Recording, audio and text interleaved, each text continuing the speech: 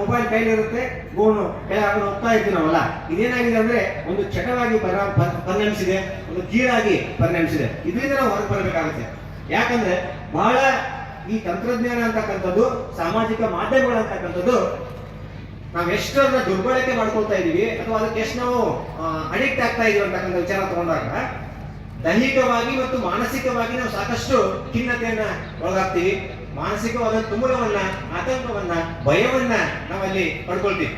ದೈಹಿಕವಾಗಿ ನಮಗೆ ಕಣ್ಣಿಗೆ ತೊಂದರೆ ಆಗ್ಬೋದು ಅಥವಾ ಹತ್ತುಗಳಿಗೆ ನೋವು ಬರ್ಬೋದು, ನಿಮ್ಮ ಬೆರಳುಗಳು ಸಮಸ್ಯೆ ನೋವನ್ನಾಗುತ್ತೆ. ಆನಂತರ ಮಾನಸಿಕವಾಗಿ ನೋಡಿದಾಗ ನಿಮ್ಮಲ್ಲಿ ಒಂದು ಖಿನ್ನತೆ ಬರುತ್ತೆ, ಒತ್ತಡ ಬರುತ್ತೆ. ಜಾಸ್ತಿ ಬಳಕೆ ಮಾಡಿದಷ್ಟು ಕೂಡ ಅದು ನಿಮ್ಮಲ್ಲಿ ಮಾನಸಿಕ ಆತಂಕವನ್ನ, ಮಾನಸಿಕವಾದಂತಹ ಒಂದು ಕಾಯಿಲೆಗೆ ಕಾರಣ ಆಗ್ಬೋದು. ಹಾಗಾಗಿ ಎಷ್ಟು ಬೇಕು ಅಷ್ಟು ನಾವು ಬಳಕೆ ಮಾಡ್ತಕ್ಕಂಥ ವಿಚಾರವನ್ನು ನೀವೆಲ್ಲ ಯುವಜನತೆ ಅದನ್ನ ವಿಚಾರ ಮಾಡ್ಬೇಕಾಗುತ್ತೆ. ಅದಕ್ಕೆ ನಾನು ಎಲ್ಲಾ ಕಡೆಗೆ ಹೋದಾಗ ನಾನು ಜ್ಞಾಪಿಸ್ತಿರ್ತೀನಿ ಏನು ಅಂದ್ರೆ, ಕೈಯಲ್ಲಿ 3 ಜನ ಕೊಡುಗೆ ಬಹಳ ಅಪಾರ. ಕೈಯಲ್ಲಿ ಪೆನ್ನು ಪುಸ್ತಕಗಳನ್ನು ಹಿಡಿದು ವಿದ್ಯಾರ್ಥಿಗಳ ಭವಿಷ್ಯ ಬರೆಯುವ ಶಿಕ್ಷಕ ಶ್ರೇಷ್ಠ. ಗಡಿಯಲ್ಲಿ ಗನ್ ಹಿಡಿದು ದೇಶವನ್ನ ಕಾಪಾಡ್ತಕ್ಕಂಥ ವೀರ ಯೋಧ ಶ್ರೇಷ್ಠ. ನೇಗಿಲನ್ನ ಹಿಡಿದು ಮಣ್ಣಿನಲ್ಲಿ ಬೆವರು ಕಲಿಸಿ ಜಗತ್ತಿಗೆ ಅನ್ನ ಕೊಡ್ತಕ್ಕಂಥ ರೈತ ಶ್ರೇಷ್ಠ ಅನ್ನುವಂಥದ್ದನ್ನ ಹೇಳ್ತಾ, ಆ ಮಣ್ಣಿನ ಮಕ್ಕಳ ಒಂದು ಸಾಹಿತ್ಯನ ಯಾವಪ್ಪ ಅಂದ್ರೆ ಅದು ಜನಪದ ಸಾಹಿತ್ಯ. ಎಷ್ಟು ಚಂದ ಜೋಡಿಸ್ಯಾರ ನೋಡ್ರಿ. ಯಾವ MA PhD ಅದಾವಾಗ ಇದು ಬರೆಯಕ್ ಆಗುದಿಲ್ಲ ಅಂತ. ಗಿಡ್ಡರು ನಡೆದಾರ ಗಿಣಿಯಿಂದ ನಡೆದಂಗ ಉದ್ದಾನ ಬಾಲೆ ನಡತಂಗಿ, ಉದ್ದಾನ ಬಾಲೆ ನಡತಂಗಿ ನಡೆದಾರ. ಸುಡುಗೋಳಿ ಜಡಿಸಿದ್ದೇಶ್ವರರ ತೇರ ಎಳದಂಗ. ಏನು ಅದ್ಭುತ ನೋಡ್ರಿ. ಆ ಉದ್ದಾನ ತೇರ ಎಳದಂಗ, ಗಿಡ್ಡ ನಡೆದ ಗಿಣಿ ಹಿಂಡ ನಡೆದಂಗ. ಎಂತ ಅದ್ಭುತವಾದಂತ ಕಲ್ಪನೆ. ನಾವು ಈಗಿನ ಅವ್ರಿಗೆ ಬಹುಶಃ ಆ ಕಲ್ಪನೆಗಳ ಬರೋದನ ಬಹಳ ಕಡಿಮೆ. ಇನ್ನ ಬಹಳ ಚಂದ ಒಡಪುಗಳು, ಒಡಪ ಒಗಟ ಬಹಳ ಚಂದ ಹೇಳ್ತಿದ್ದೆ. ಅವ್ರಿಗೆ ಹೇಗತ್ತ ಹೆಸರು ಹೇಳು ಅಂದ್ಕೊಂಡೆ. ಈಗಿನ ಅವ್ರಿಗೆ ಹೇಳಕ ಬರೋದಿಲ್ಲ, ನಮಗೂ ಹೇಳಕ್ ಬರೋದಿಲ್ಲ. ಈ ಒಡಪುಗಳ ಬಹಳ ಚಂದ ಒಡಪ ಹಾಕಿ ಏನ್ ಮಾಡೋದು ಅಂದ್ರೆ ಹೆಸರು ಹೇಳುದು. ಅಂಗೈಯಾಗ 6 ಗಿಣಿ, ಅಂಗೈಯಾಗ 6 ಗಿಣಿ, ಮುಂಗೈಯಾಗ 3 ಗಿಣಿ. ನನ್ನ ಹೆಂಡತಿ ಹೆಸರು ಅರ್ಗಿಣಿ ಅಂತ ನೋಡ್ರಿ. ಚಂದ ಪ್ರಾಸಬದ್ಧವಾಗಿ ಈ ತ್ರಿಪದಿಗಳು ಮತ್ತೆ ಅದಕ್ಕೊಂದು ವ್ಯವಸ್ಥೆ ಅನ್ನೋದಕ್ಕೆ ಎಷ್ಟು ಚಂದ 3 ಸಾಲಿನ ಒಳಗಾನ. ನಾವು ಅದೆಷ್ಟು ಹಣ ಗಳಿಸಿದ್ರು ಕೂಡ ಆ ಹಣವನ್ನ ತಿನ್ನೋದಕ್ಕಾಗೋದಿಲ್ಲ. ನಮ್ಮ ನೆಲದ ಜ್ಞಾನಪೀಠ ಪ್ರಶಸ್ತಿ ವಿಜೇತ ನಾಟಕಕಾರ ಚಂದ್ರಶೇಖರ್ ಕಂಬಾಲ್ ಅವರು ಒಂದು ನಾಟಕವನ್ನು ಬರೆದಿದ್ದಾರೆ. ತಾವೆಲ್ಲ ವಿದ್ಯಾರ್ಥಿಗಳನ್ನು ಓದಿದ್ದೀರಿ, ಆ ಕಾರಣಕ್ಕಾಗಿ ನಾನು ಉಲ್ಲೇಖ ಮಾಡ್ತಾ ಇದ್ದೇನೆ. ನಮ್ಮ PUC ತರಗತಿಗೆ ಆ ನಾಟಕವನ್ನು ಹಚ್ಚಿದ್ದಾರೆ. ಬೆತ್ತಕಡಿ ಬೋಳೆ ಶಂಕರ ಅನ್ನುವ ನಾಟಕದೊಳಗ ಒಬ್ಬ ರಕ್ಕಸ ಬಂದು, ನೀವೆಲ್ಲ ನಿಮ್ಮ ಮನೆಯಾಗಿನ ಜೋಳದ ಚೀಲ ತಗೊಂಡ್ಬರ್ರಿ, ನಾವು ನಿಮಗೆ ಅದನ್ನ ರೊಕ್ಕ ಮಾಡಿ ಕೊಡ್ತೇವೆ ಅಂತ ಹೇಳ್ತಾರೆ. ನೀವೆಲ್ಲ ಮನೆಯಾಗಿನ ಜೋಳ ತಗೊಂಡ್ ಬರ್ರಿ, ನಾನು ನಿಮಗೆ ಅದನ್ನ ಹಣ ಆಗಿ ಪರಿವರ್ತನೆ ಮಾಡ್ತೇನೆ ಅಂದಾಗ 1-2 ಚೀಲ ತಗೊಂಡು ಬಂದ ಕೂಡಲೇ ಆ ರಕ್ಕಸ ತನ್ನ ಮಾಯೆಯಿಂದ ಅದನ್ನ ಹಣ ಮಾಡ್ತಾನೆ. ಅವಾಗ ಬೆತ್ತಕಡಿ ಬೋಳೆ ಶಂಕರ ಹೇಳ್ತಾನೆ, ಬೇಡ, ಈ ಚಿನ್ನ ನಮಗೆ ಬೇಡ, ಇದನ್ನ ಮಾತ್ರ ನೀ ಜೋಳ ಮಾಡು ಅಂತ ಅವ್ನು ಕೇಳ್ಕೊಂತ. ಯಾಕಂದ್ರ ಆ ರಕ್ಕಸ ನಗುವಾಗಿ ಹೇಳ್ತಾನ, ನೀನ್ ಎಷ್ಟು ರೊಕ್ಕ ಮಾಡಿದ್ರು ಕೂಡ ತಿನ್ನಾಕ್ ಬರುದಿಲ್ಲ, ಜೋಳ ತಿನ್ನಾಕ್ ಬರ್ತದ, ರೊಕ್ಕ ತಿನ್ನಾಕ್ ಬರುದಿಲ್ಲ ಅಂತ ಹೇಳ್ತಾನೆ. ಸಮಾವೇಶ ಸಮ್ಮೇಳನದ ವೇದಿಕೆ ಮೇಲೆ ಗೌರವದ ಸನ್ಮಾನ ಸರ್ವಾಧ್ಯಕ್ಷರಿಂದ ಹಾಗೂ ಶಿವಾಪುರ ಸರ್ ಅವರಿಂದ ಸನ್ಮಾನವನ್ನ ಪ್ರೀತಿ ಅಭಿಮಾನ ಅಷ್ಟೆಯಿಂದ ಸ್ವೀಕರಿಸುತ್ತಿರುವಂತಹ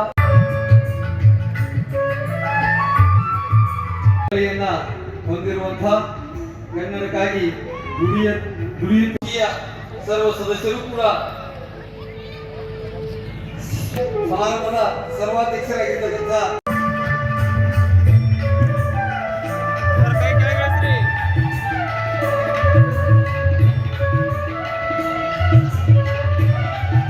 ಮೇಲೆ ಬರಬೇಕು. ಬಸವರಾಜ್ ಬೆಳಕೂರವರು ಸನ್ಮಾನ.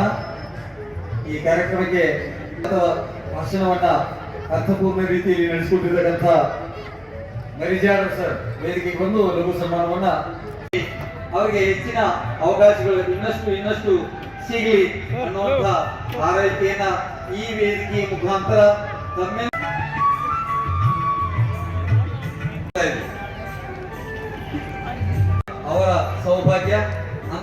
ಸೌಭಾಗ್ಯಕ್ಕೆ ಪಾತ್ರರಾಗಿರ್ತಕ್ಕಂಥ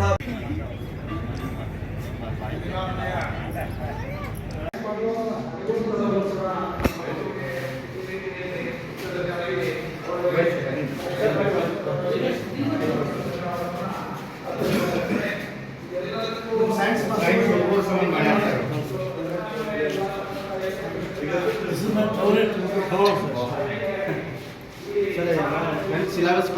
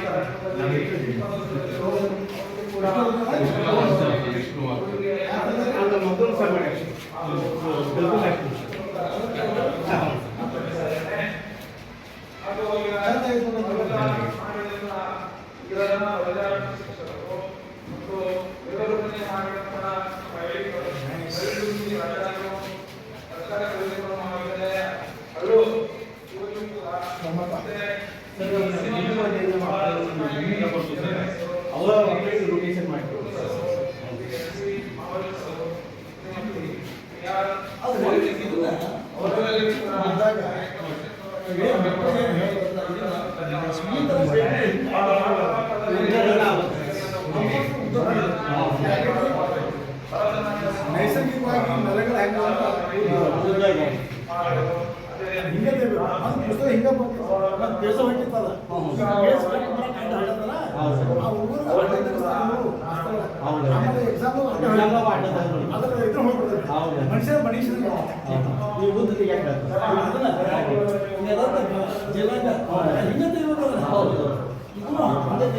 ನಮ್ಮ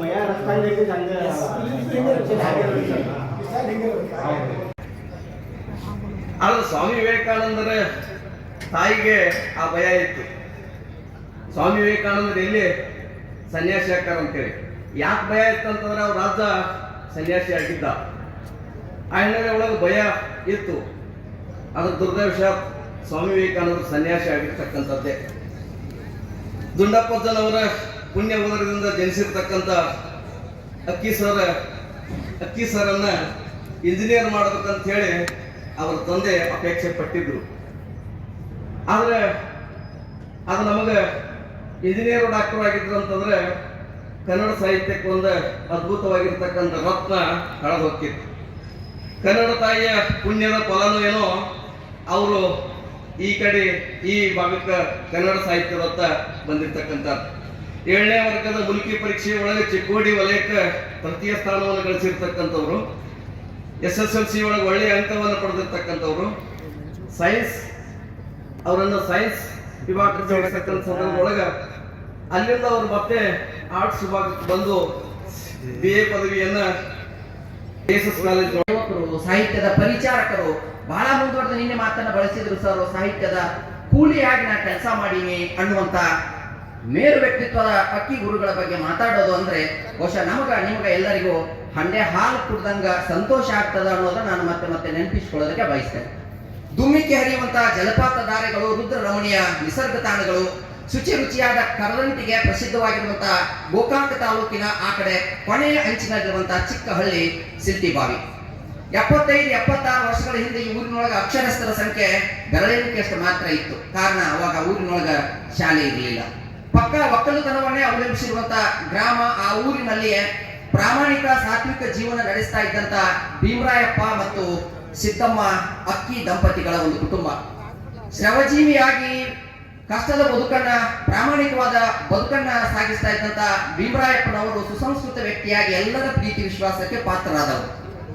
ಅನಕ್ಷರಸ್ಥರಾದರೂ ಕೂಡ ಖಗೋಳದ ಜ್ಞಾನ ತಿಳಿದವರಾಗಿದ್ರು, ದಾನ ಧರ್ಮಕ್ಕೆ ಹೆಸರಾದವರಾಗಿದ್ರು. ಊರಿನಲ್ಲಿಯೇ ಹಿರಿಯ ಪಂಚ ಅಂತ ಮನ್ನಣೆ ಪಡೆದವರು.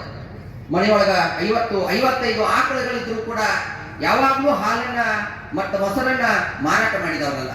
ಬೇಡಿ ಬಯಸಿ ಬಂದವರಿಗೆಲ್ಲ ಕೊಟ್ಟು ಖುಷಿ ಪಡುವಂತ ಪರಿಪಾಠ.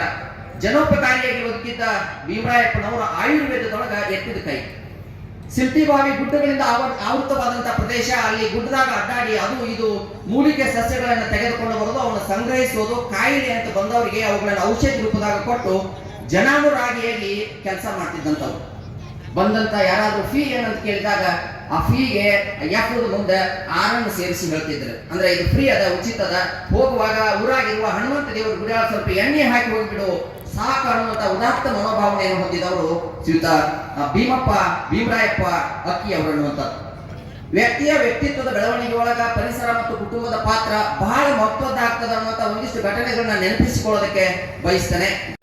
ಅಷ್ಟ ಅಲ್ಲ, ಮುಂದ ಅವ್ರ ಹೊಟ್ಟೆಯಾಗ ಹುಟ್ಟಿ ಬರ್ತಿ ಮಾಸ್ತರ್ಗ ಸಾವಿಲ್ಲ ಅನ್ನುವಂತ ಮಾತನ್ನ ನೆನಪಿಟ್ಟುಕೊಳ್ತಾರೆ, ಮತ್ತೆ ನೆನಪಿಸ್ತಾರೆ. ಅಕ್ಕಿ ಸರ್ ಅಜ್ಜನ ಆಸೆನೋ ಅಪೇಕ್ಷೆನೋ ಅನ್ನುವ ಹಾಗೆ ವಿಜ್ಞಾನ ವಿಭಾಗ ಇವ್ರಿಗೆ ಒಗ್ಲಿಲ್ಲ, ಇವ್ರು ಅದಕ್ಕೆ ಬಗ್ಲಿಲ್ಲ.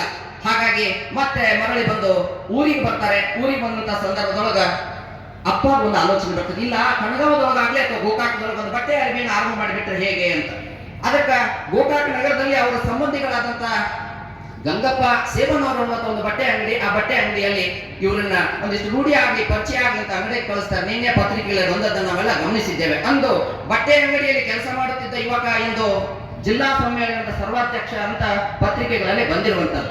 ಒಂದು 15-20 ದಿವಸ ಅಲ್ಲಿ ಕೆಲಸ ಮಾಡಿ ಪರಿಚಯ ತಗೊಳ್ತಾರೆ. ಆವಾಗ ಗಂಗಪ್ಪ ಸೇವನ್ ಅವ್ರು ಹೇಳ್ತಾರೆ, ಅಕ್ಕಿ ಸರ್ ಹೇಳ್ತಾರೆ, ನಿನ್ನ ಹಣೆಯಾಗ ಅರಿವಿ ಅಂಗಡಿ ಬರ್ದಿಲ್ಲ, ನೀ ಬಂದು ತಿಂಗಳಾಗ್ತಾ ಬಂತು, ಒಂದು ಮಾತು ಮೇಲೆ ಇನ್ನೊಂದಿಲ್ಲ, ಒಂದರ ಮ್ಯಾಗ ಒಂದು ಸುಳ್ಳು ಹೇಳೋದನ್ನು ರೂಢಿಸಿಕೊಂಡ್ರೆ ವ್ಯಾಪಾರ ಆಗ್ತತಿ, ನಿನ್ ಕೈಯಾಗ ಆಗ್ತಾ ಇಲ್ಲ. ಸುಳ್ಳು ಹೇಳುವ ಪ್ರಸಂಗ ಬಂದಾಗ ಮಾರಿ ಸ್ಟ್ಯಾಂಡ್ ಮಾಡ್ತಿ, ಈ ದಂಧೆ ನಿನಗ ನೀಗುದಿಲ್ಲ. ಒಂದು ಕೆಲಸ ಮಾಡೋಣ, ಗೋಕಾಕದ JSS ಮಹಾವಿದ್ಯಾಲಯದೊಳಗ ಕಲಾ ವಿಭಾಗಕ್ಕೆ PUCಗೆ ಪ್ರವೇಶ ಮಾಡೋಣ ಅಂತ ಹೇಳಿ ಅವರು ಕಲಾ ವಿಭಾಗದ PUCಗೆ ಪ್ರವೇಶ ಮಾಡ್ತಾರೆ. 2 ವರ್ಷ PUC ಆಗ್ತದೆ, ನಂತರ BA ವ್ಯಾಸಂಗ ಆರಂಭ ಆಗ್ತದೆ. ಬಹುಶಃ ಇದು ಚಂದ್ರಶೇಖರ್ ಅಕ್ಕಿ ಗುರುಗಳ ಬದುಕಿನಲ್ಲಿ ಒಂದು ಮಹತ್ತರವಾದ ತಿರುವು ಅನ್ನೋದನ್ನ ನಾವೆಲ್ಲ ನೆನಪಿಸಿಕೊಳ್ಬೇಕಾಗಿರುವಂಥದ್ದು. ಯಾವಾಗ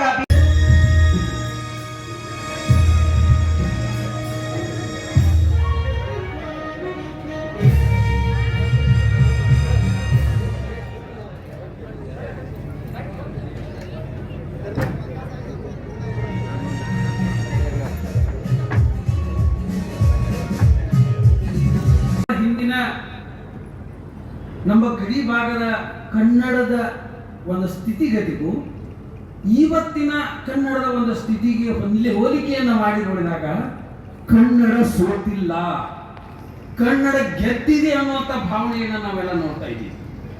25 ವರ್ಷಗಳ ಹಿಂದೆ ನಾವು ಬೆಳಗಾವಿ ನಿಪ್ಪಾಣಿ ಭಾಗಗಳನ್ನು ಸಂಚರಿಸುವುದು ಕಠಿಣ ಇತ್ತು.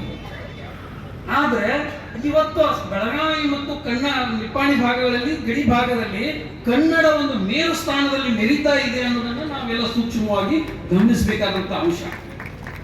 ಕನ್ನಡ ಹಿಂದೆ ಹಿಸ್ಟ್ರಿಯನ್ನು ನೋಡಿದಾಗ, ಇತಿಹಾಸವನ್ನು ನೋಡಿದಾಗ ಕನ್ನಡ ಸಾಯುವ ಭಾಷೆ ಅಲ್ಲ. ಯಾವಾಗ ಕನ್ನಡಕ್ಕೆ ಕುತ್ತು ಬರ್ತೈತಿ ಅವಾಗ ಕನ್ನಡಿಗರ ಮನಸ್ಸಲ್ಲಿ ಸಿಡಿದೆದ್ದು ಬೆಳೆಯುವಂತ ಭಾಷೆ ಕನ್ನಡ ಅನ್ನೋದನ್ನು ನಾವೆಲ್ಲ ನೆನಪಿಕೊಂಡು ಅಂತ ಭಾಷೆ, ಅಂತ ನಾಡಿನೊಳಗೆ ಹುಟ್ಟಿದಂತ ನಾವು ಯಾವುದೋ ಕಾರಣಕ್ಕೂ ಕನ್ನಡ ನಮ್ಮಲ್ಲಿ ಅಳಿಯುವುದಿಲ್ಲ ಅನ್ನುವಂತ ಮನಸ್ಥಿತಿಯನ್ನು ನಾವು ತಾಳಬೇಕು. ವೃದ್ಧಿಸಿದ ಪುಣ್ಯದ ಬೀಡು ಕನ್ನಡದ ಕನ್ನಮ್ಮಗಳ ಕಲರವ ಒಲುಚಂದ, ಅಂತೆಯೇ ತುಂಬಿರುವುದು ಕರುನಾಡಲ್ಲಿ ಶ್ರೀಗಂಧ, ಎಲ್ಲರ ಕಂಗಳಲ್ಲಿದೆ ಕನ್ನಡದ ಪ್ರತಿಬಿಂಬ. ಕುಲದ ಪುಣ್ಯವು ನೋಡು ಶ್ರೀ ಶಿವಬೋಧರಂಗ. ನಮಸ್ಕಾರ. ಅದೇನೋ ಕಾತುರ, ನವಿಲು ನಾಟ್ಯವಾಡಲು ಅದೇನೋ ಕಾತುರ. ನೀಲ ಆಕಾಶದಲ್ಲಿ ಹುಣ್ಣಿಮೆಯ ಚಂದಿರನ ಆಗಮನ, ಕಡಲ ತೀರದಲ್ಲಿ ಅಲೆಗಳ ಗಾಯನ.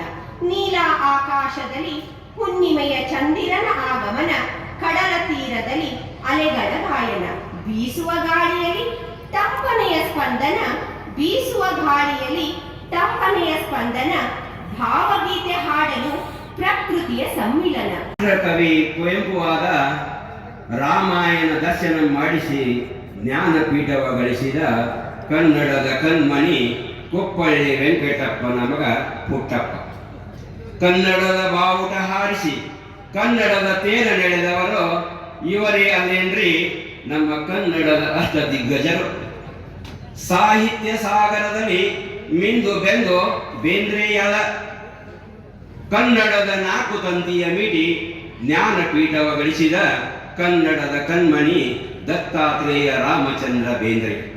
ಕನ್ನಡದ ಬಾವುಟ ಹಾರಿಸಿ ಕನ್ನಡದ ತೇರನೆಳೆದವರು ಇವರೇ ಅಲ್ಲೇನ್ರಿ ನಮ್ಮ ಕನ್ನಡದ ಅಷ್ಟದಿಗ್ಗಜರು. ಕನ್ನಡದ ಕುರಿಮೆಯಲ್ಲಿ ಕಾದು ಕಾದು ಕಾರಂತನಾದ ಮೂಕಜ್ಜಿಯ ಕನಸು ಕಂಡು ಜ್ಞಾನಪೀಠವ ಗಳಿಸಿದ ಕನ್ನಡದ ಕಣ್ಮಣಿ ಕೋಟ ಶಿವರಾಮ ಶೇಷಕಾರಂತ. ಪ್ರೀತಿಯ ಜನರು ಅಂತಾರೆ ಇವರಿಗೆ ಅಕ್ಕಿ ಮಾಸ್ತರ, ನಾಡನ್ನು ಬೆಳಗುವ ಚಂದಿರ. ಗೋಕಾವಿ ನಾಡಿನ ಸಾಹಿತ್ಯ ಕ್ಷೇತ್ರದ ಸಾಧನೆ ಸರದಾರ. ಪ್ರೀತಿಯ ಜನರು ಅಂತಾರೆ ಇವರಿಗೆ ಅಕ್ಕಿ ಮಾಸ್ತರ, ಬೆಳಗುವ ಹುಣ್ಣಿಮೆ ಚಂದಿರ. ತಂದೆ ದುಂಡಪ್ಪ ತಾಯಿ ಅಂಬವ್ವರ ಉದರದಿ ಜನಿಸಿದರು. ಶಿಲ್ತಿ ಬಾವಿ ಎಂಬ ಸುಂದರ ಊರಾಗ ಜನ್ಮ ತಾಳಿದವರು. ಸರಳ ಸಂಪನ್ನೆ ಸುಶೀಲಾರನ್ನು ಮದುವೆಯಾದವರು. ಆದರ್ಶದ ಬದುಕ ತಾವು ಬದುಕಿ ದಾರಿ ತೋರಿದವರು.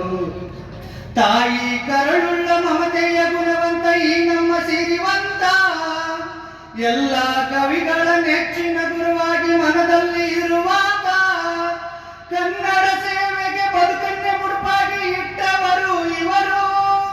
ಗಡಿನಾಡಲ್ಲಿ ಕನ್ನಡ ಕಾಳೆಯ ಧ್ವನಿಯೇ ಆದವರು, ಕಂಬರರ ವಾರಸುದಾರ ಇವರು. ಗೋಕಾವಿ ನಾಡಿನ ಸಾಹಿತ್ಯ ಕ್ಷೇತ್ರದ ಸಾಧನೆ ಸರದಾರ. ಪ್ರೀತಿಯ ಜನರು ಅಂತಾರೆ ಇವರಿಗೆ ಅಕ್ಕಿ ಮಾಸ್ತರ, ಬೆಳಗುವ ಹುಣ್ಣಿಮೆ ಚಂದಿರ. ಎದೆಯಲ್ಲಿ ಅಕ್ಷರ ಬಿತ್ತಿದವರ.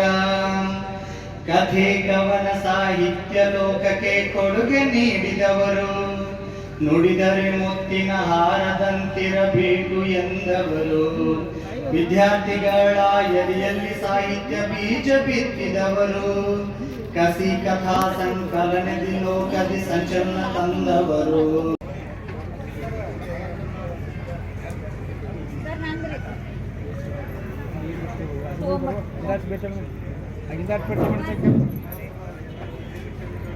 ಮೊದಲನೇದಾಗಿ ನನ್ನ ಪೂಜ್ಯ ಗುರುಗಳಾದ ಹಾಗೂ ಸಮ್ಮೇಳನದ ಸರ್ವಾಧ್ಯಕ್ಷರಾದ ಮಾನ್ಯ ಪ್ರೊಫೆಸರ್ ಚಂದ್ರಶೇಖರ್ ಅಕ್ಕಿರವರ ಆದಿಯಾಗಿ ವೇದಿಕೆಯ ಮೇಲೆ ಇದ್ದ ಎಲ್ಲ ಗಣ್ಯಮಾನ್ಯರಿಗೂ ನನ್ನ ನಮಸ್ಕಾರಗಳನ್ನು ಸಲ್ಲಿಸುತ್ತಾ, ಮತ್ತು ಅಕ್ಕಿ ಸರ್ ಬಗ್ಗೆ ಒಂದೇ ಒಂದು ವಾಕ್ಯದಾಗ ಹೇಳ್ತೀನಿ. ನಾನು ಅವ್ರ ಕಡೆನೇ ಕಲ್ತಿದ್ದೀನಿ ಕಾಲೇಜ್ ಶಿಕ್ಷಣ ಇದ್ರೊಳಗೆ. ಅವ್ರ ಪೀರಿಯಡ್ಗೋಸ್ಕರನೇ ನಾನು ಕಾಲೇಜ್ಗೆ ಬರ್ತಿದ್ದೆ. ಅವ್ರ ಒಂದು ಪೀರಿಯಡ್ ತಪ್ಪಿಸಿರ್ಕಿಲ್ಲ, ಬೇರೆ ಪೀರಿಯಡ್ ತಪ್ಪಿಸಿದ್ದೆ. ಆದ್ರೆ ಅಕ್ಕಿ ಸರ್ ಪೀರಿಯಡ್ ಇವತ್ತು ಎಂದೂ ತಪ್ಪಿಸ್ತಿರ್ಕಿಲ್ಲ. ಅವ್ರ ಪೀರಿಯಡೇ ನಾನು ಕಾಲೇಜಿಗೆ ಕರ್ಕೊಂಡ್ ಬರ್ತಿದ್ದೆ. ಅಷ್ಟು ಚಂದ ಹೇಳ್ತಿದ್ರು ಅವರು. ಅವರ ಅವಾಗ ಹೇಳಿದ ಪಾಠನೇ ಈಗ ನನ್ನ ಕವನಗಳ ಬರೆಯಲಿಕ್ಕೆ ಪ್ರೋತ್ಸಾಹ ಆಗ್ತದೆ. ನನ್ನ ಕವನದ ಶೀರ್ಷಿಕೆ ಈ ಜೀವ ಕನ್ನಡಕ್ಕೆ. ಒಂದು ಕಂಪೋಸಿಂಗ್ ಮಾಡಿದ್ದೀನಿ ನಾನೇ, ಹಾಡ್ಬಾರ್ದು, ಅದನ್ನ ಹಾಡಿನ ರೂಪದಾಗೆ ಹೇಳ್ತೀನಿ. ನಾಡು ನುಡಿ ವಿಷಯ ಬಂದರೆ ಕರುನಾಡಿಗೆ ಬದ್ಧನಾಗೋಣ. ನೆಲ ಜಲದ ಹೋರಾಟ ನಡೆದರೆ ಈ ನಾಡಿಗಾಗಿ ಜೀವ ಬಿಡೋಣ. ನಮ್ಮ ಉಸಿರಿನಲ್ಲಿ ಕನ್ನಡ, ಎದೆ ಸೀಳಿದರು ಕನ್ನಡ. ನಮ್ಮ ದಮನಿಯಲ್ಲಿ ಕನ್ನಡ, ರಕ್ತದ ಕಣ ಕಣದಲು ಕನ್ನಡ. ಕನ್ನಡವೇ ನಿತ್ಯ ಧ್ಯಾನ, ಕನ್ನಡವೇ ನಮ್ಮ ಪ್ರಾಣ. ನಾಡು ನುಡಿ ವಿಷಯ ಬಂದರೆ ಕರುನಾಡಿಗೆ ಬದ್ಧನಾಗೋಣ. ನೆಲ ಜಲದ ಹೋರಾಟ ನಡೆದರೆ ಈ ನಾಡಿಗಾಗಿ ಜೀವ ಬಿಡೋಣ. ಶಿಲ್ಪಕಲೆ ಸಂಸ್ಕೃತಿಯ ನಾಡ, ಸಹ್ಯಾದ್ರಿ ಬೆಟ್ಟಗಳ ಕರುನಾಡ. ಪ್ರಾಣ ಪಕ್ಷಿ ಸಂಕುಲಗಳ ಕೂಡ ಇವು ಈ ನಾಡಿನ ವೈಭವದ ಬೀಡ. ಈ ನಾಡಲ್ಲಿ ಹುಟ್ಟೋದೆ ಪುಣ್ಯ, ಕರುನಾಡಲ್ಲಿ ಬೆಳೆದ ನಾವು ಧನ್ಯ. ನಾಡು ನುಡಿ ವಿಷಯ ಬಂದರೆ ಕರುನಾಡಿಗೆ ಬದ್ಧನಾಗೋಣ. ನೆಲ ಜಲದ ಹೋರಾಟ ನಡೆದರೆ ಈ ನಾಡಿಗಾಗಿ ಜೀವ ಬಿಡೋಣ. ಕಾವೇರಿ ಕೃಷ್ಣೆಯ ದಡದಲ್ಲಿ ಹಸಿರಿನ ಮರಗಳ ನೆರಳಲ್ಲಿ ಬೆಳೆದೆವು ಕರುನಾಡ ಮಡಿಲಲ್ಲಿ. ಈ ನಾಡಿಗೆ ಕಾವಲು ನಾವಿಲ್ಲಿ, ಕನ್ನಡವೇ ನಮ್ಮ ಉಸಿರು. ಉಳಿಸೋಣ ಈ ನಾಡ ಹೆಸರು.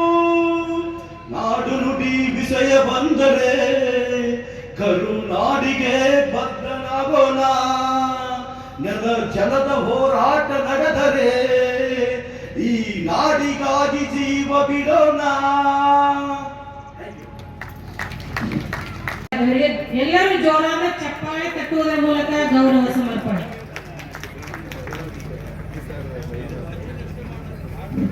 ಮುಂದಿನ ತಯಾರಿ. ಮೊದಲಿಗೆ ತೋಟದಾಗ ಏನೆಲ್ಲ ನೆನಪು ಮಾಡ್ಕೊಳ್ತಾ ಇದ್ದೀನಿ. ಇಲ್ಲಿ ಮೂಡಲಿ ಜನತೆ ಹೆಂಗದಾರು ಅಂದ್ರೆ ಒಂದು ಮೂಡಲಗಿ ಮಂದಿಯ ಮಾತೇನು ಹೇಳಲಿ, ಮೂಡಲಗಿ ಮಂದಿಯ ಮಾತೇನು ಹೇಳಲಿ. ಬೆಲ್ಲ ಇದ್ದಂಗ ಬಿಸಿಲಾಗ, ಬೆಲ್ಲ ಇದ್ದಂಗ ಬಿಸಿಲಾಗ ನನ್ನ ಗೆಳತಿ ಎಂದೊಮ್ಮೆ ನೀರು ಕುಡಿದಂಗ, ಎಂದೊಮ್ಮೆ ನೀರು ಕುಡಿದಂಗ.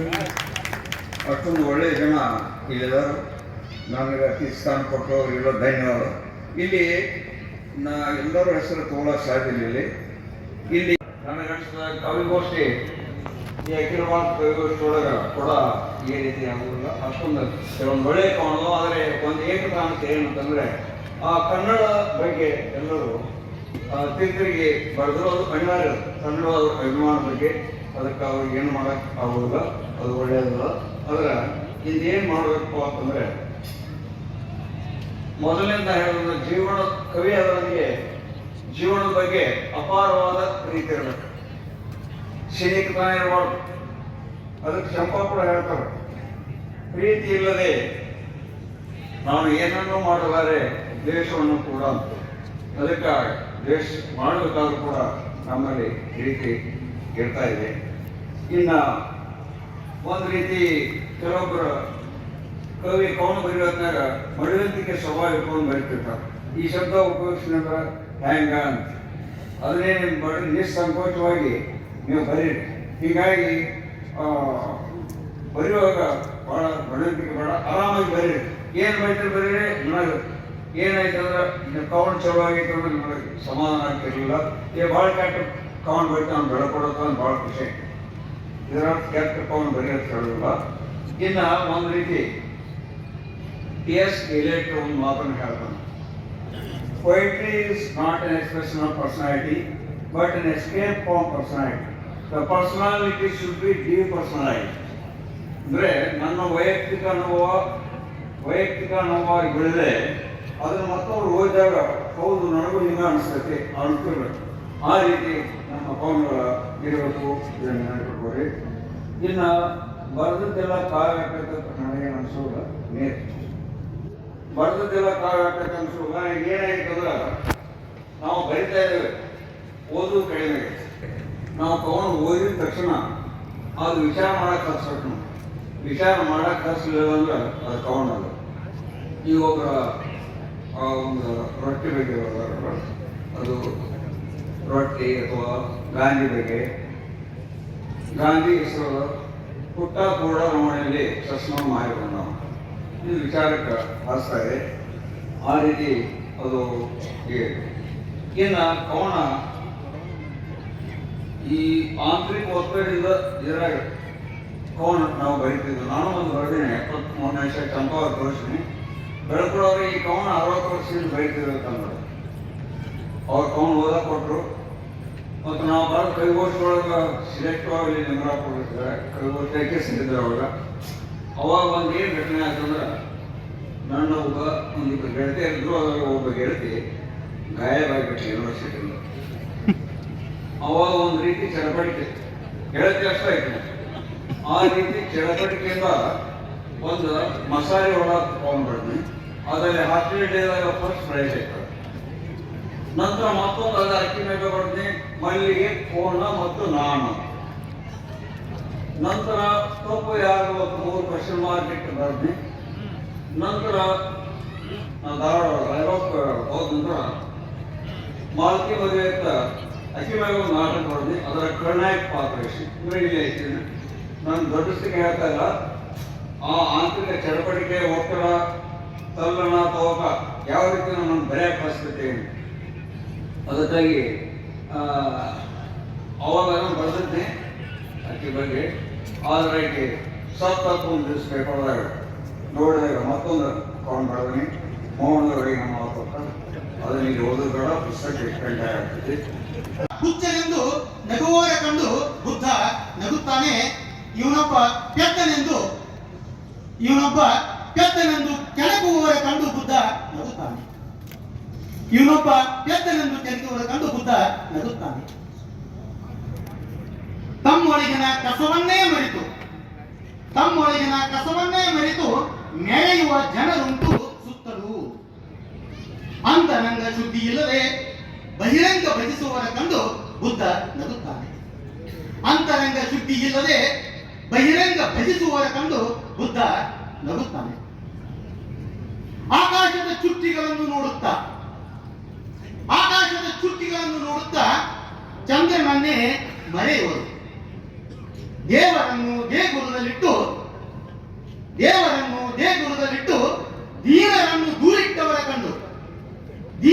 ದೂರಿಟ್ಟವರ ಕಂಡು ಬುದ್ಧ ನಗುತ್ತಾನೆ.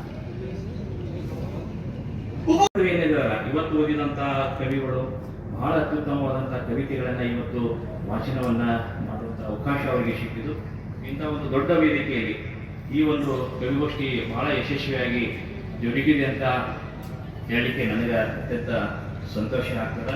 ಹಾಗೆ ಯಾವ ಕವಿತೆಯನ್ನ ಬಹಳಷ್ಟು ನಾವು ಕಡಿಮೆ ಮೌಲ್ಯವನ್ನು ಮಾಡಬಾರ್ದು, ಅವರನ್ನು ಅಂಡರ್ ಎಸ್ಟಿಮೇಟ್ ಅಂತ ಹೇಳ್ತೀವಿ ಆ ರೀತಿ ಮಾಡಬಾರ್ದು.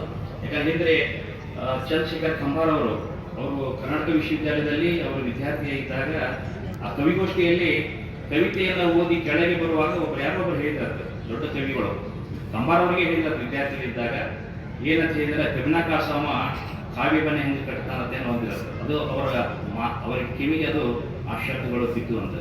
ಅವಾಗ ಒಂದಿಷ್ಟು ಅವರಿಗೆ ಮನುಷ್ಯಗೆ ಏನೋ ಒಂದಿಷ್ಟ ಆಗಿದ್ದು. ಈ ಮಾತನ್ನ ಅವರೇ ಕೆಲವೊಂದು ಭಾಷಣಗಳಲ್ಲಿ ಹೇಳಿರುವಂತ ಸಂಗತಿ ಕೆಲವೊಂದು ಕಡೆ ಅವರು ಬರೆದಿದ್ದಾರೆ ಚಂದ್ರಶೇಖರ್ ಕಂಬಾರ್ ಅವರು.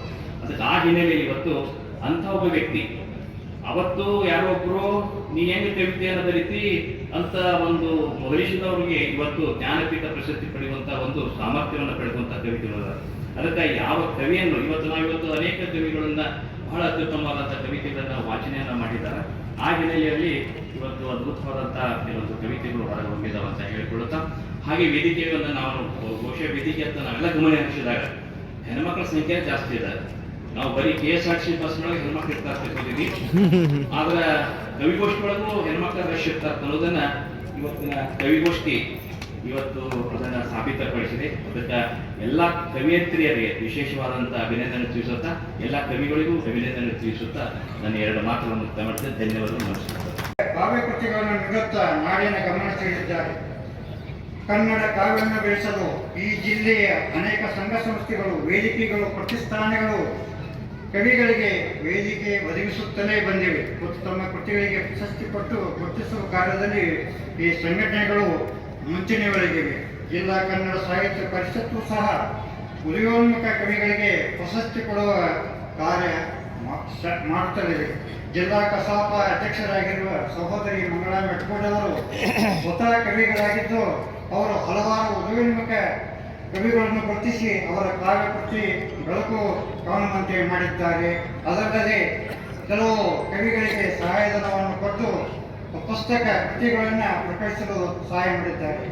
ಪ್ರಸ್ತುತ ಈ ಕವಿಗೋಷ್ಠಿಯಲ್ಲಿ ಜಿಲ್ಲೆಯ ವಿವಿಧ ತಾಲೂಕಿನ 40ಕ್ಕೂ ಹೆಚ್ಚು ಕವಿಗಳು ತಮ್ಮ ಸ್ವರಚಿತ ಕವನ ವಾಚನ ಮಾಡಿದ್ದಾರೆ. ಈ ಎಲ್ಲ ಕವನಗಳನ್ನು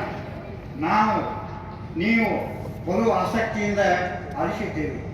ಅವರಿಗೆಲ್ಲ ತಮ್ಮೆಲ್ಲರ ಪರವಾಗಿ ಅಭಿನಂದನೆಗಳು, ಶುಭ ಹಾರೈಕೆಗಳು. ದಯವಿಟ್ಟು ಈ ಸನ್ಮಾನ ಮುಗಿಸಬೇಕಂತೇಳಿ ನಮ್ಮಲ್ಲಿ ವಿನಂತಿ ಮಾಡಿಕೊಳ್ತೇವೆ. ದಯವಿಟ್ಟು ಆ ಸಾಧಕರ ಸನ್ಮಾನಕ್ಕೆ ತಾವೆಲ್ಲ ಮುಂದೆ ಕೂತು ಆ ಸಾಧಕರ ಸನ್ಮಾನವನ್ನು ಸಾಕ್ಷಿ ತಿಳಿಸಬೇಕು ಅಂತೇಳಿ ವೇದಿಕೆ ಮುಂಭಾಗದಲ್ಲಿರುವಂಥ ಎಲ್ಲ ಅತಿಥಿ ಅಭ್ಯಾಗತರನ್ನೇ ನಾವು ಹೇಳಿದ್ದೇವೆ.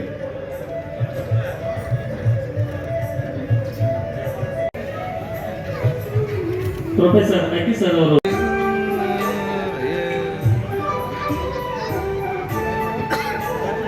ಸಮ್ಮೇಳನದ ಸರ್ವಾಧ್ಯಕ್ಷರೇ ಈಗ ಸತ್ಕಾರ ಕಾರ್ಯ ನೆರವೇರ್ತಾ ಇದೆ. ಲಯನ್ಸ್ ಕ್ಲಬ್ ಮೂಡಲ್ಗಿಯ ಅಧ್ಯಕ್ಷರು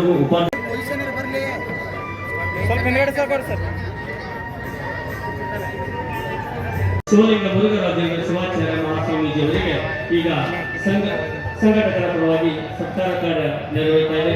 ತಮ್ಮೆಲ್ಲರ ಅದ್ಭುತವಾದ ಚಪ್ಪಾಳೆಯೊಂದಿಗೆ ಈ ಒಂದು ಸತ್ಕಾರ ಕಾರ್ಯಕ್ರಮವನ್ನು ಯಶಸ್ವಿಗೊಳಿಸಬೇಕಂತ ಕೇಳಿಕೊಳ್ತಾರೆ.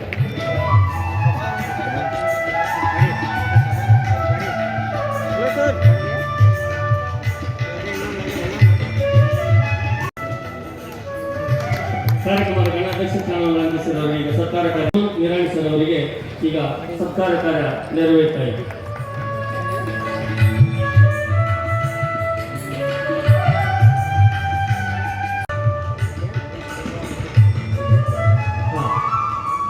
ಕಾರ್ಯಕ್ರಮದ ಮುಖ್ಯ ಅತಿಥಿಗಳಾದ ಡಾಕ್ಟರ್ ರಾಜಶೇಖರ್ ಗುರುಗಿ ನಿವೃತ್ತ ಪ್ರಾಂಶುಪಾಲರು ಜೆಎಸ್ಎಸ್ ಮಹಾವಿದ್ಯಾಲಯ ಈಗ ಸತ್ಕಾರ ಕಾರ್ಯ ನೆರವೇರ್ತಾ ಇದೆ.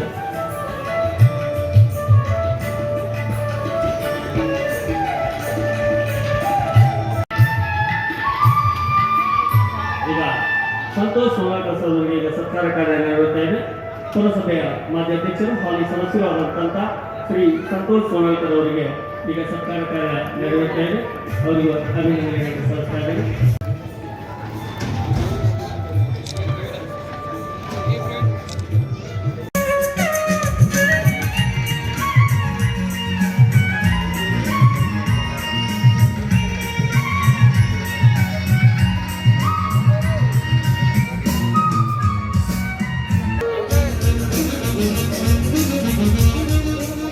ಅಂತ ಮಹಿಳೆಯರಿಗೆ ಈಗ ಸತ್ಕಾರ ಕಾರ್ಯ ನೆರವೇರ್ತಾ ಇದೆ.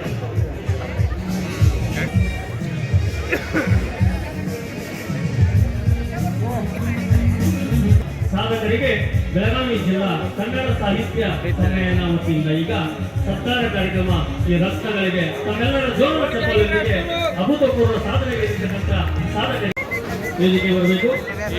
ಉಮೇಶ್ ಬೇಕು,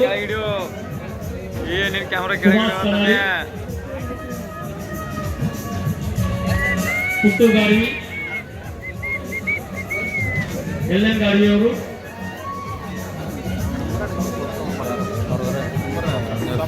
ಮುರಳೀನಗರದ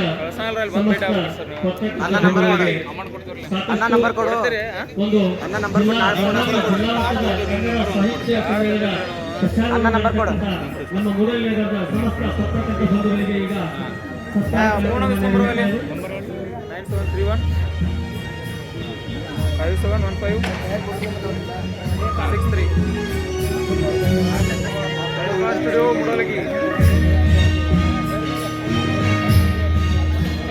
ನಿನ್ನ ಫೋನ್ ಕೆಳಗಿಡು.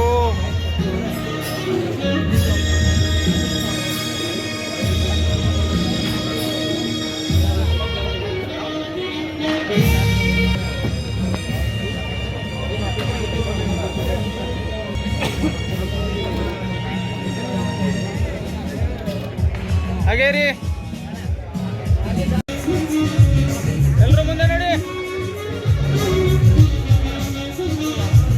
ಕಾರ್ಯಗಳನ್ನ ಮಾಡ್ತಕ್ಕಂಥದ್ದು ನಾವೆಲ್ಲರೂ ಕೂಡ ಗಮನಿಸ್ತಾ ಇದ್ದೀವಿ. ಕನ್ನಡಕ್ಕೆ ಇರ್ತಕ್ಕಂಥ ಇವತ್ತು ಕೀರ್ತಿ ಬೇರೆ ಭಾಷೆಗೆ ಇಲ್ಲ ಅಂತಕ್ಕಂಥದ್ದು ನಾವೆಲ್ಲರೂ ಕೂಡ ಇವತ್ತು ಗಮನಿಸ್ತಾ ಇದ್ದೀವಿ. ಕನ್ನಡದ ಮೇಲೆ ನಮ್ಮೆಲ್ಲರಿಗೂ ಕೂಡ ಅಪಾರವಾಗಿರ್ತಕ್ಕಂಥ ಪ್ರೀತಿ, ವಿಶ್ವಾಸ, ನಂಬಿಕೆ ಇಟ್ಕೊಂಡು ನಾವೆಲ್ಲರೂ ಕೂಡ ಕೆಲಸ ಮಾಡ್ತಾ ಇದ್ದೀವಿ. ಆ ಸಂದರ್ಭದಲ್ಲಿ ಇವತ್ತು ನಮ್ಮ ಕನ್ನಡ ಶಾಲೆಗಳು ಕೂಡ ಇವತ್ತು ಬೆಳಿಬೇಕು, ಉಳಿಬೇಕು ಅಂತಕ್ಕಂಥ ನಿಟ್ಟಿನಲ್ಲಿ ನಾವೆಲ್ಲರೂ ಪ್ರಯತ್ನ ಮಾಡ್ತಕ್ಕಂಥ ನಿಟ್ಟಿನಲ್ಲಿ ಇತ್ತೀಚೆಗೆ ನಮ್ಗೆಲ್ಲರೂ ಕೂಡ ಇಂಗ್ಲಿಷ್ ವ್ಯಾಮೋಹ ಜಾಸ್ತಿ ಆಗಿದೆ. ಇಂಗ್ಲಿಷ್ ಕಲಿಬಾರ್ದು ಅಂತೇನಲ್ಲ, ಇಂಗ್ಲಿಷ್ ಕಲಿಬೇಕು, ಆದ್ರೆ ನಮ್ಮ ಕನ್ನಡದ ಮೇಲಿನ ಪ್ರೀತಿ ಕಡಿಮೆ ಆಗಬಾರ್ದು ಅಂತಕ್ಕಂಥದ್ದು ಕೂಡ ನಾವೆಲ್ಲರೂ ಕೂಡ ಗಮನಿಸಬೇಕು ಅನ್ನೋಂಥ ಮಾತನ್ನು ಈ ಸಂದರ್ಭದಲ್ಲಿ ಹೇಳಿ, ಇವತ್ತು ಕನ್ನಡವೇ ನಮ್ಮ ಉಸಿರಾಗಬೇಕು, ಕನ್ನಡವೇ ನಮ್ಮ ಭಾಷೆ ಆಗಬೇಕು. ಕನ್ನಡ ಭಾಷೆ, ಸಂಸ್ಕೃತಿ, ಪರಂಪರೆ, ಇತಿಹಾಸವನ್ನ ನಾವು ಗಮನಿಸಿದಾಗ ಸಾಹಿತ್ಯ ಕ್ಷೇತ್ರಕ್ಕೆ ಕರ್ನಾಟಕ ರಾಜ್ಯ ಕೊಟ್ಟಿರ್ತಕ್ಕಂಥ ಕೊಡುಗೆ ಬಹಳ ಇವತ್ತು ಸಾಹಿತ್ಯ ಕ್ಷೇತ್ರದಲ್ಲಿ ಅನ್ನಬಸವಣ್ಣನವರ ಕಾಲದಲ್ಲಿ ಹಿಡ್ಕೊಂಡು ಅಕ್ಕಮಹಾದೇವಿಯವರನ್ನು ಒಳಗೊಂಡು ಅನುಭವ ಮಂಟಪವನ್ನು ಒಳಗೊಂಡು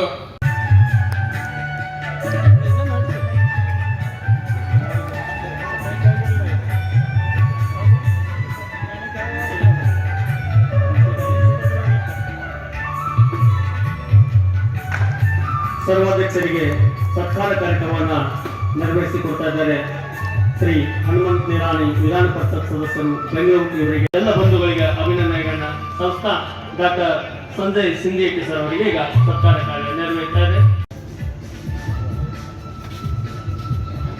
ಗ್ರಾಮ ತುಂಬ ಎಲ್ಲ ಇದು ಮಾಡಿದ್ರು. ಅದರ ಜೊತೆಗೆ ರೊಟ್ಟಿ ಬುತ್ತಿಯನ್ನು ಮಾಡಿದ್ರು. ರೊಟ್ಟಿ ಬುತ್ತಿ ಕಾರ್ಯಕ್ರಮದ ಒಂದು ಅದ್ಭುತ ಕಾರ್ಯಕ್ರಮ ಮಾಡಿದ್ರು. ಇದಕ್ಕೆಲ್ಲ ನಮ್ಮ ಕನ್ನಡ ಸಾಹಿತ್ಯ ಪರಿಷತ್ನ ಮೂಡಲಗಿ ತಾಲೂಕು ಅಧ್ಯಕ್ಷರು ಮತ್ತು ಅವರ ಜೊತೆ ಎಲ್ಲ ಹಿರಿಯ ಸಾಹಿತಿಗಳು ತುಂಬಾ ಶ್ರಮ ಪಟ್ಟಿದ್ದಾರೆ. ಈ ಶ್ರಮದ ಫಲವಾಗಿ ಇವತ್ತು ಮೂಡಲಗಿಯಲ್ಲಿ ಇಂಥ ಸಮ್ಮೇಳನ ನಡೀತಾ ಇದೆ. ಇಂಥ ಸಮ್ಮೇಳನವನ್ನು ಮೂಡಲಗಿಯಲ್ಲಿ ನಡೀತಾ ಇದೆ. ಬೇರೆ ಜಿಲ್ಲಾ ಕೇಂದ್ರಗಳಿಗೆ ಹೋಗಿ ನೋಡಲು ಎಲ್ಲ ಜನರಿಗೆ, ನಮ್ಮ ಭಾಗದ ಜನರಿಗೆ ಸಾಧ್ಯವಿಲ್ಲ. ಅದರ ಜೊತೆ ಇವತ್ತು ಮೂಡಲಗಿ ಅಂತ ಗ್ರಾಮದಲ್ಲಿ ಮಾಡಿದ್ದಕ್ಕಾಗಿ ಎಲ್ಲ ಜನರಿಗೆ ಕನ್ನಡದ ಬಗ್ಗೆ ಆಮೇಲೆ ಯುವ ಜನರಿಗೆ ಕನ್ನಡ ಸಾಹಿತ್ಯದ ಬಗ್ಗೆ ಸ್ವಲ್ಪ ಒಲವು ಮೂಡುವಂಗ ಎಲ್ಲ ಜನರಿಗೆ ಒಂದು ಬಿತ್ತನೆ ಮಾಡಿದರು. ಈ ಕಾರ್ಯಕ್ರಮ ಯಶಸ್ವಿಯಾಗಲು ನಮ್ಮ ಮೂಡಲಗಿ ಎಲ್ಲ ಜನತೆ ಅವರಿಗೆ ಸಹಕಾರ ಕೊಟ್ಟಿದ್ದಾರೆ.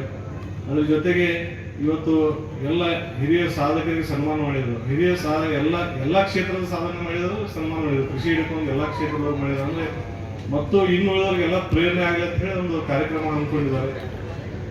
ಅದರ ಜೊತೆಗೆ ಈ ಕನ್ನಡ ಸಾಹಿತ್ಯ ಸಮ್ಮೇಳನ ನಡೆಸಲು ಈ ನಮ್ಮ ಭಾಗದ ಎಲ್ಲ ಹಿರಿಯ ಸಾಹಿತಿಗಳು ಮತ್ತು ನಮ್ಮ ತಾಲೂಕು ಅಧ್ಯಕ್ಷರಿಗೂ ಅಭಿನಂದನೆ ತಿಳಿಸುತ್ತೇನೆ. ಯಾಕಂದರೆ ಇಂಥ ದೊಡ್ಡ ಕಾರ್ಯಕ್ರಮವನ್ನು ಯಶಸ್ವಿಯಾಗಿ ನೆರವೇರಿಸಿ ನಮ್ಮೆಲ್ಲರಿಗೂ ಒಂದು ಈ ಕಾರ್ಯಕ್ರಮವನ್ನು ವೀಕ್ಷಣೆ ಮಾಡಲು ಅದಕ್ಕೆ ಈಗ ಆಗಮಿಸಲು ನಮ್ಮನ್ನೆಲ್ಲ ಕರೆದು ಇಲ್ಲಿ ಸತ್ಕಾರ ಮಾಡಿದ್ದಕ್ಕೆ ತಮಗೆಲ್ಲ ಅಭಿನಂದನೆ ತಿಳಿಸುತ್ತಾ ಸುಮಾರು 2 ತಿಂಗಳ ಕಾಲ ಈ ಒಂದು ಸಮ್ಮೇಳನಕ್ಕಾಗಿ ಶ್ರಮಿಸಿರ್ತಕ್ಕಂಥ ಈ ಮಹಿಳೆಯರಿಗೆ ಎಷ್ಟು ಅಭಿನಂದನೆ ಹೇಳಿದ್ರೂ ಕಡಿಮೆ. ಇಂಥ ಒಂದು ಮೂಡಲಗಿ ನಗರದಲ್ಲಿ ಅದ್ಭುತವಾದಂಥ ಸಾಹಿತ್ಯ ಸಮ್ಮೇಳನ ಹಮ್ಮಿಕೊಂಡು ಜಿಲ್ಲಾ ಮಟ್ಟದ ಸಾಹಿತ್ಯ ಸಮ್ಮೇಳನ ಯಶಸ್ವಿಗೊಳಿಸಿರ್ತಕ್ಕಂಥ ಸಮಸ್ತ ಪದಾಧಿಕಾರಿಗಳಿಗೆ ಮತ್ತೊಮ್ಮೆ ಮೂಡಲಗಿ ನಗರದ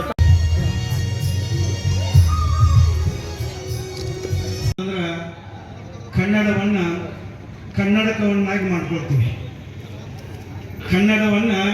ಕನ್ನಡಕವನ್ನಾಗಿ ಮಾಡ್ಕೊಳ್ತೀವಿ. ಆದರೆ ಕನ್ನಡವನ್ನೇ ಕಣ್ಣಾಗಿ ಮಾಡಿಕೊಳ್ತಕ್ಕಂಥ ಒಂದು ಸಮ್ಮೇಳನ ಮೂಡಲಗಿ ನಡೆದು ಬಹಳ ಸಂತೋಷಕರ ಅಂತ ಹೇಳಿಕೆ ನನಗೆ ಬಹಳಷ್ಟು ಹೆಮ್ಮೆ ಅನ್ನಿಸ್ತದೆ. ಯಾಕಂದರೆ ಬೆಳಗಾವಿ ಜಿಲ್ಲೆ ಬಹಳಷ್ಟು ದೊಡ್ಡ ದೊಡ್ಡ ಸಾಹಿತಿಗಳಿಗೆ ಜನ್ಮವನ್ನು ಕೊಟ್ಟಿದೆ. ಅದರೊಳಗೆ ಯಾಕಂದ್ರೆ ಬಾಗೋಜಿ ಕೊಪ್ಪ ಅಂದ ತಕ್ಷಣ ನನಗೊಂದಿಷ್ಟು ನೆನಪಾಗ್ತದೆ. ಹಚ್ಚೇವು ಕನ್ನಡದ ದೀಪ ಈ ಒಂದು ಹಾಡನ್ನು ಬರೆದಿರ್ತಕ್ಕಂಥ ಡಾಕ್ಟರ್ DS ಕರ್ಕಿ ಅವರು ನೆನಪು ಕೂಡ ನನಗಾಗ್ತದೆ. ಬಾಗೋಜಿ ಕೊಪ್ಪದೊಳಗೆ ನಮ್ಮ ಜಿಲ್ಲಾಧ್ಯಕ್ಷರಾಗಿರ್ತಕ್ಕಂಥ ಶರಣಿ ಮಂಗಳಮ್ಮನವರು ನಟಗುಡ್ಡವರು ಅಲ್ಲಿ ಅವರ ಸ್ಮಾರಕವಾಗಿ ಒಂದು ಕಟ್ಟಡವನ್ನು ಕೂಡ ಅಲ್ಲಿ ಕಟ್ಟಿಸಿಕೊಟ್ಟಿದ್ದಾರೆ. ಆದರೆ ಈ ಸಮ್ಮೇಳನದ ಒಂದು ದ್ಯೋತಕವಾಗಿ ಬೆಟಗೇರಿ ಕೃಷ್ಣ ಶರ್ಮರು ಕೂಡ ನಮ್ಮವರೇ ಆಗಿರೋದ್ರಿಂದ ಆ ಬೆಟಗೇರಿ ಒಳಗೊಂದು ಕೂಡ ಆ ಬೆಟಗೇರಿ ಕೃಷ್ಣ ಶರ್ಮರ ಒಂದು ಸ್ಮಾರಕ ಭವನ ಆಗಿಬಿಟ್ರೆ ಈ ಜಿಲ್ಲಾದ ಸಮ್ಮೇಳನ ಮಾಡೋದಕ್ಕೆ ಸಾರ್ಥಕ ಅಂತಕ್ಕಂಥ ಮಾತು ನನಗೆ ಅನಿಸ್ತಾರೆ. ಆ ನಿಟ್ಟಿನೊಳಗೆ ನಮ್ಮ ಜಿಲ್ಲಾಧ್ಯಕ್ಷರು ಅದರಲ್ಲಿ ಮುಂದುವರಿತಾರೆ ಅಂತಕ್ಕಂಥ ಮಾತನ್ನೇ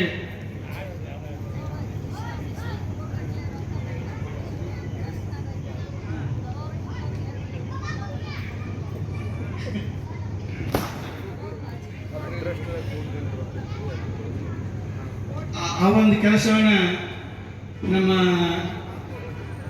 ರಾಜಕಾರಣಿಗಳ ತಲೆ ಮೇಲೆ ನಮ್ಮ ಮೇಡಮ್ ಅವರು ಇಟ್ಟಿದ್ದಾರೆ. ಆ ನಿಟ್ಟಿನೊಳಗೆ ಈ ಭಾಗದ ಜನಪ್ರಿಯ ಶಾಸಕರಾಗಿರ್ತಕ್ಕಂಥ ಬಾಲಚಂದ್ರನ ಜಾರಕಿಹೊಳಿಯವರಿಗೂ ಮತ್ತು ಈ ಭಾಗದ ವಿಧಾನ ಪರಿಷತ್ತಿನ ಸದಸ್ಯರಾಗಿರ್ತಕ್ಕಂಥ ನಮ್ಮ ಹನುಮಂತನ ನಿರಾಣಿಯವರು ಕೂಡ ಆ ಒಂದು ಕಾರ್ಯದಲ್ಲಿ ಭಾಗವಹಿಸ್ತಾರೆ ಅಂತಕ್ಕಂಥ ಮಾತನ್ನು ತಿಳಿಸುತ್ತಾ ಒಟ್ಟಾರೆ ಕನ್ನಡವನ್ನು ನಾವೆಲ್ಲರೂ ಕನ್ನಡವನ್ನಾಗಿಸೋಣ. ಯಾಕಂದರೆ ಸಮಯ ಭಾಳ ಇರೋದ್ರಿಂದ ಇನ್ನೂ ಸಮಾರಂಭ ಕೂಡ ಈಗಾಗಲೇ ಫಂಡ್ ಸಾಕಷ್ಟು ಐದು. ಬೆಟಗೇರಿ ಕೃಷ್ಣ ಶರ್ಮರ ಹೆಸರಿನೊಳಗೆ ಸಾಕಷ್ಟು ಫಂಡ್ ಇದೆ ಅಂತ ಅದನ್ನು ತರ್ತಕ್ಕಂಥ ಕೆಲಸವನ್ನ ನಾವೇನು ಇಲ್ಲಿ ವೇದಿಕೆ ಮೇಲೆ ಕುಂತೀವಿ ಮತ್ತು ಮುಂದೆ ಕುಂತೀವಿ ನಾವು ಕೇಳಕತ್ತಿಲ್ಲ. ನಾವೆಲ್ಲರೂ ಜೋರಾಗಿ ಚಪ್ಪಾಳೆ ಹೊಡೆಯೋದ್ರ ಮೂಲಕವಾಗಿ ಆ ಒಂದು ಕೆಲಸವನ್ನ ನಾವೆಲ್ಲರೂ ಕೂಡ ಮಾಡೋಣ ಅಂತಕ್ಕಂಥ ಮಾತನ್ನ ಹೇಳಿ. ಯಾಕಂದ್ರೆ ಚಪ್ಪಾಳೆ ತಟ್ಟೋದ್ರೆ ಸುಮ್ಮನೆ ಸಪ್ಪಳ ಮಾಡಕ್ಕಲ್ಲ. ಯಾಕಂದ್ರೆ ನಾವು ಎಡಗೈ ಒಳಗೆ ಲಿಂಗವನ್ನು ಇಟ್ಟು ಪೂಜೆ ಮಾಡ್ತೀವಿ ಅಂದ್ರೆ ಅದು ಎಡಗೈಯ ಭಗವಂತನ ಗದ್ದಿಗೆ ಇರ್ತದೆ. ಆ ಗದ್ದಿಗೆ ಮುಟ್ಟಿ ಹಾನಿ ಮಾಡಿದಂಗೆ. ಇಲ್ಲ ನಾವು ಕೃಷ್ಣ ಶರ್ಮರ ಭವನವನ್ನ ಕೃಷ್ಣ ಶರ್ಮರ ಹೆಸರು ಇರ್ತಕ್ಕಂಥ ಹಣವನ್ನ ನಾವೆಲ್ಲರೂ ಕೂಡ ಒಂದು ಭವನವನ್ನ ಮಾಡೋಣ ಅಂತೇಳಿ ನೀವೆಲ್ಲರೂ ಒಂದು ಪ್ರತಿಜ್ಞೆ ಮಾಡಿದ ಹಾಗೆ ಆ ಒಂದು ಎಲ್ಲ ಪ್ರಯತ್ನವನ್ನ ನಾವು ಮಾಡೋಣ. ಯಾಕಂದ್ರೆ ಮೂಡಲಗಿ ನಗರದೊಳಗೆ ಭಾಳಷ್ಟು ನಮ್ಮ ಮೂಡಲಗಿ ತಾಲೂಕಿನ ಅಧ್ಯಕ್ಷರು ಡಾಕ್ಟರ್ ಸಿಂಧಿಹಟ್ಟಿ ಅವರು ಮತ್ತು ಎಲ್ಲ ಅದರೊಂದು ಆಡಳಿತ ಮಂಡಳಿ ಎಲ್ಲ ಸದಸ್ಯರು ಭಾಳ ದೊಡ್ಡ ಕೆಲಸವನ್ನು ಮಾಡಿದ್ದಾರೆ. ಯಾಕಂದ್ರೆ ಎಲ್ಲ ಕಡೆ 2 ದಿವಸ ಜಾತ್ರೆ ಆದರೆ ಮೂಡಲಗಿ ಒಳಗೆ ಕನ್ನಡದ ಜಾತ್ರೆ 4 ದಿವಸ ಮಾಡಿರ್ತಕ್ಕಂಥ ಕೀರ್ತಿ ಈ ಮೂಡಲಗಿ ನಗರಕ್ಕೆ ಬರ್ತೈತಿ ಅಂತಕ್ಕಂಥ ಮಾತನ್ನು ಕೂಡ ಹೇಳಲಿಕ್ಕೆ ನನಗೆ ಹೆಮ್ಮೆ ಅನಿಸ್ತದೆ. ಯಾಕಂದ್ರೆ ಮೊನ್ನೆ ಬುತ್ತಿ ಜಾತ್ರೆ ಮಾಡಿದ್ರು. ಬಹುಶಃ ಆ ಬುತ್ತಿ ಜಾತ್ರೆ ನೋಡ್ಬಿಟ್ರೆ ನಮ್ಮ ಮೂಡಲಗಿ ನಗರ ಮತ್ತು ಸುತ್ತಮುತ್ತಲಿನ ತಾಯಂದ್ರಿಗೆ ಒಂದು ಜೋರಾಗಿ ನಾವು ಚಪ್ಪಾಳೆ ತಟ್ಟಬೇಕು. ಭಾಳ ದೊಡ್ಡ ವೈಭವದಿಂದ. ಯಾಕಂದ್ರೆ ನಾವು ಕನ್ನಡಿಗರು ಯಾವಾಗಲೂ ಅನ್ನಪೂರ್ಣೇಶ್ವರ ಭಕ್ತರು. ಅದರಾಗ ತಾಯಂದ್ರ ಅಂತಂದ್ರೆ ಬುತ್ತಿ ಮೇಲೆ ಬಹಳಷ್ಟು ಪ್ರೀತಿ ಉಳ್ಳವರು. ಭಾಳ ಬುತ್ತಿಯನ್ನು ಹೊತ್ಕೊಂಡು ಬರೋದನ್ನು ನೋಡಿದ್ರೆ ಒಂದು ಕನ್ನಡದ ದೊಡ್ಡ ಜಾತ್ರೆ ಕನ್ನಡದ ಬುತ್ತಿ ಜಾತ್ರೆ ಕಾರ್ಯಕ್ರಮವನ್ನು ಬಹಳ ವೈಭವದಿಂದ ಈ ಮೂಡಲಗಿ ನಗರ ಮತ್ತು ಸುತ್ತಮುತ್ತಲಿನ ಗ್ರಾಮದವರು ಕೂಡ ಮಾಡಿದ್ದಾರೆ ಅಂತ ಹೇಳಿಕ್ಕೆ ಅವರನ್ನು ಇವತ್ತಿನ ಸಮಯದಲ್ಲಿ ನಾವು ಅವ್ರನ್ನ ನೆನೆಸಬೇಕಾಗ್ತದೆ. ಹಂಗೆ ಅದ್ರ ಜೊತೆಯಾಗಿ ರ್ಯಾಲಿ ಕೂಡ. ಯಾಕಂದ್ರೆ ಮೂಡಲಗಿ ನಗರದೊಳಗೆ ಕನ್ನಡ ಜಾತ್ರೆ ನಡೆದೈತೆ ಅನ್ನೋದನ್ನ ನೆನಪಿಸಿಕೊಳ್ಳುವ ಸಲುವಾಗಿ ನಮ್ಮೆಲ್ಲ ಯುವಕರು ಒಂದು ಬೈಕ್ ರೈಲನ್ನು ಕೂಡ ಮಾಡಿ ಎಚ್ಚೆತ್ತುಕೊಂಡಿದ್ದಾರೆ. ಈ ಈಗ ನಾವು ಎಚ್ಚರಗೊಂಡಿವಲ್ಲ, ಯಾವಾಗಲೂ ಕನ್ನಡದಕ್ಕಾಗಿ ನಾವು ಕೈಯನ್ನು ಎತ್ತತಕ್ಕಂಥ ಕೆಲಸ ಮಾಡಬೇಕು. ಯಾಕಂದ್ರೆ ನಮಗೆಲ್ಲ ವೀಕ್ರೆ ಗೋಕಾಕ ಹೆಸರು ನೆನಪಿಗೆ ಬರ್ಬೇಕು. ನಮ್ಗೆ ಅವ್ರು ಎಷ್ಟು ಕನ್ನಡದ ಬಗ್ಗೆ ಅಭಿಮಾನ ಇತ್ತು ಅಂತಂದ್ರೆ ಅವ್ರ ಲಗ್ನಗಳ ಒಂದು ಘಟನೆ ನಡೀತದೆ. ಮಾಮೂಲಾಗಿ ನಮ್ಮ ಸಂಸ್ಕೃತಿ ಅಲ್ಲಿ ಅಕ್ಷತೆ ಹಾಕಿ ಎಲ್ಲ ತಾಯಿಯಂದ್ರೆ ಮುತ್ತೈದರು ಆರತಿ ಬೆಳತಕ್ಕಂಥ ಕೆಲಸ. ಆ ಸಮಯದೊಳಗೆ ಅಲ್ಲಿ ಗೋಕಾಕರ ಹೆಂಡತಿಗೆ ಮುತ್ತೈದರು ಆರತಿ ಬೆಳಗ್ತಾರೆ. ಆರತಿ ಬೆಳಗಿದ ಮೇಲೆ ಹೆಸರು ಕೇಳೋದು ನಮ್ಮ ಸಂಸ್ಕೃತಿಯ ವಾಡಿಕೆ. ಅವಾಗ ಅಲ್ಲಿ ಹೆಸರು ಹೆಸರೊಮ್ಮೆ ಹೇಳಿದಾಗ ಅವಾಗ ಯಾರು ಗೋಕಾಕರ ಹೆಂಡತಿ ಹೆಸರು ಹೇಳ್ತಾರೆ. दूधल असत असते केळीच्या जांडाला पण असते विनायक यांच्या तोडाकरना माझे मायर घर ಅಂತೇಳಿ ಮರಾಠಿ ಒಳಗೆ ಹೇಳಿದೆ. ಯಾಕೆಂದ್ರೆ ಅವ್ರು ಸೊಲ್ಲಾಪುರದವರು ಮರಾಠಿ ಬಲ್ಲವರು. ಗೋಕಾಕರಿಗೆ ಭಾಳ ಸಿಟ್ಟು ಬರ್ತೈತಿ. ಕಣ್ಣು ಕೆಂಪಕ್ಕವ ಹೊತ್ತು ಮುಳುಗಿದ ಮೇಲೆ ಕಣ್ಣು ಕೆಂಪಾಗೋದು ಬೇರೆ. ಮದುವೆ ಮಂಟಪದೊಳಗನೆ ಇದ್ದುಕೊಂಡು ಆ ಹೆಂಡತಿಯ ಒಂದು ಒಡಪನ್ನು ಕೇಳಿ ಅವ್ರ ಕನ್ನಡ ಸಿಟ್ಟು ಬಂದು ಕಣ್ಣು ಕೆಂಪಾಗ್ತಾವ.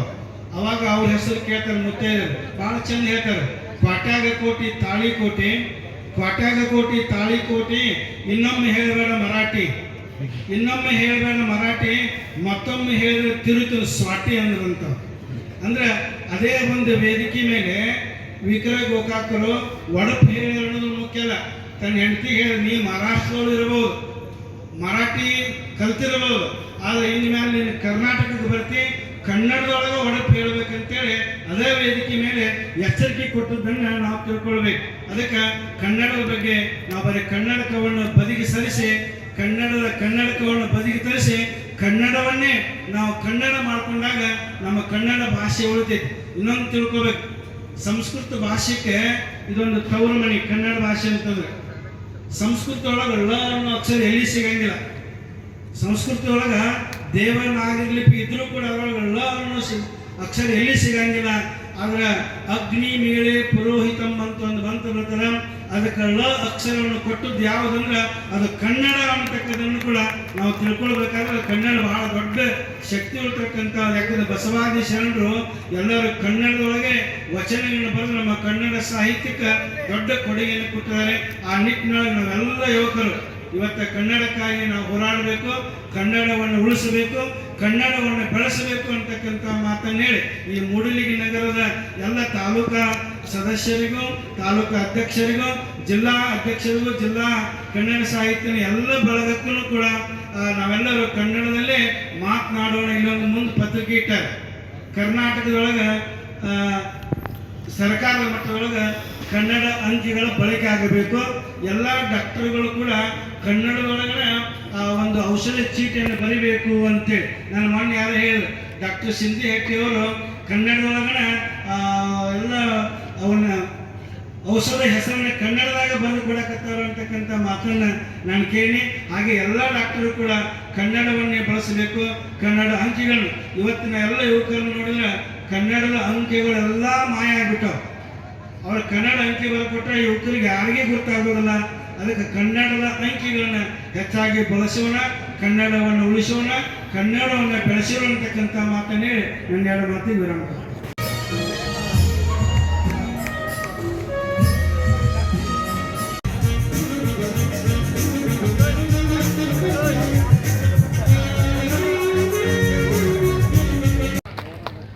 ಹುಲ್ಲಾಗು ಬೆಟ್ಟದಡಿ ಮನೆಗೆ ಮಲ್ಲಿಗೆಯಾಗು, ಕಲ್ಲಾಗು ಕಷ್ಟಗಳ ಮಳೆಯ ವಿಧಿ ಸುಖೆ, ಬೆಲ್ಲ ಸಕ್ಕರೆಯಾಗು ದೀನ ದುರ್ಬಲರಿಗೆ